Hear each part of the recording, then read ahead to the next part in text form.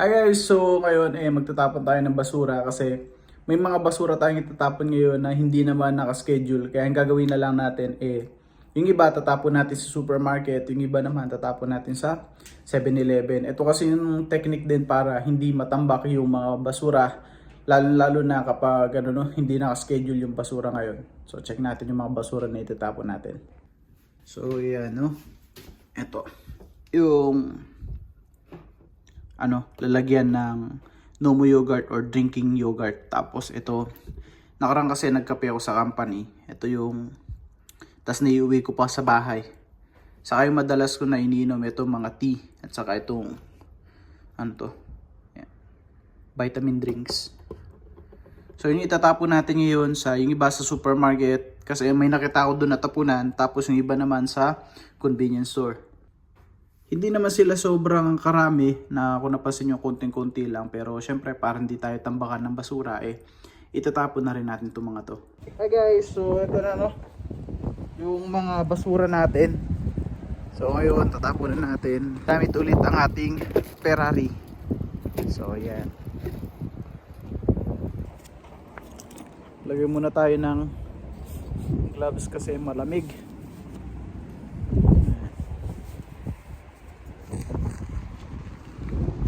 So ngayon try muna natin sa may 7-Eleven Ang ganda ng panahon ngayon pero napakalamig. Yan ang ganda rin ng bundok.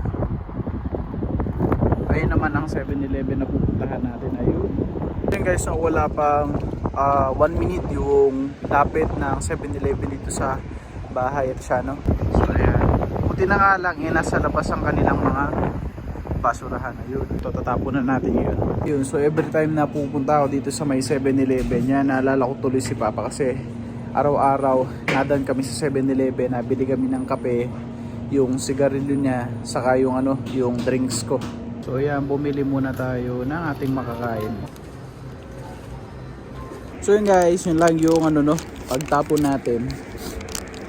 Kasi dito sa may area namin napakaigpit talaga ng pagtapon ng basura, saka may kalayuan yung tapunan ng basura, kaya ayun para-paraan na lang.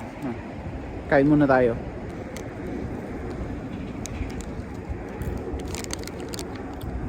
Fried chicken.